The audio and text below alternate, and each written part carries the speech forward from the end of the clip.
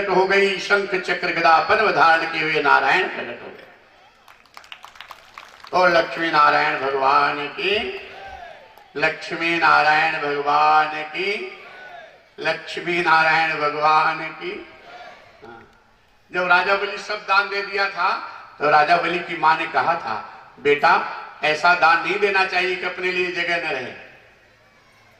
राजा बलि ने कहा, मां तेरा बेटा मूर्ख नहीं है, नारायण को मांग लिया है, आज नहीं तो कल नारायण को लक्ष्मी जी को आना पड़ेगा।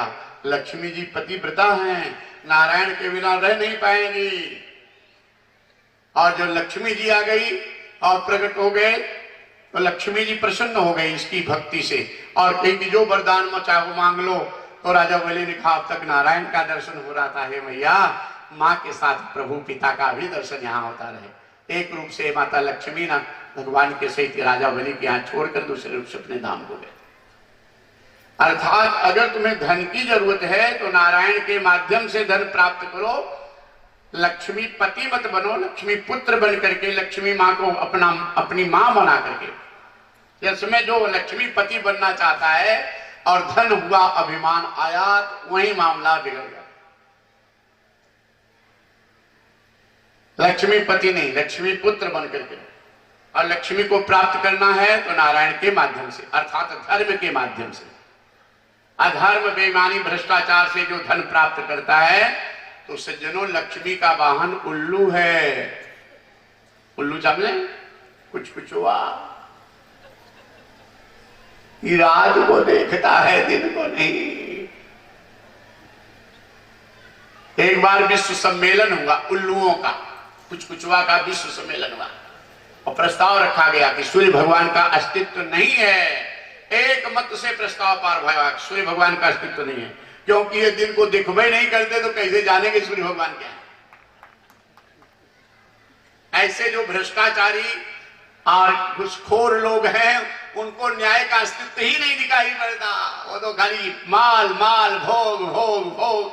आज के बाद के अंत में गाड़ी बंगला माल तो सब लाभ छोड़ के चले गए और कर्मों की गठरी लेके गए। अंत में सब बिगाड़ लिए, सब बिगाड़ लिए अपना।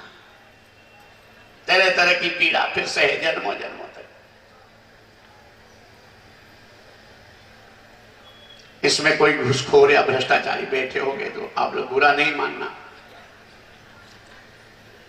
लेकिन अपनी बिगाड़ना नहीं, अभी बच जाएंगे, अभी बना दें।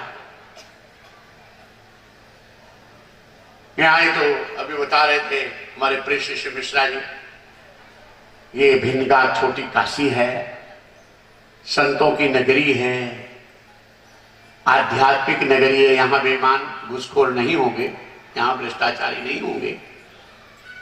ये तो हम कह दिए कि हो सकता है कहीं भूल चूक से शब्द निकल जाता है, कोई को तो बुरा नहीं मानना।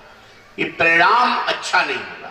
10, 20, 50 साल का परिणाम बहुत मजेदार होगा, इसके बाद जन्मों जन्मों में पीड़ा सहनी पड़ती।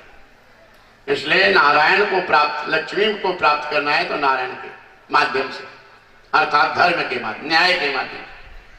वो आपके बाल बच्चों को सुखी करेंगे। अधर्म न्याय से आया हुआ धन तीसरी पीढ़ी के लिए बड़ा, दूसरी पीढ़ी से तीसरी पीढ़ी तक बर्बाद कर देता है।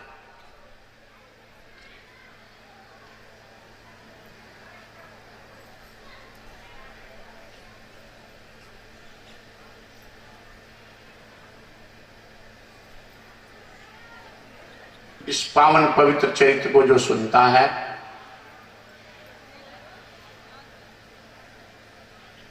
बहना सुनती तो भैया का दुख दूर होता है, भैया सुनता है तो बहना का दुख दूर होता है। ये प्रसंग भागवत का, इस प्रसंग को वंदन प्रणाम करते हुए आपको लेके चलते हैं सीधा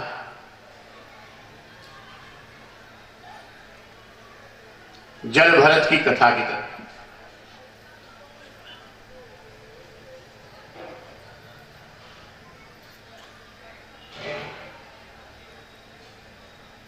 बड़ा अच्छा है, एक लाइन का भजन सुन लो।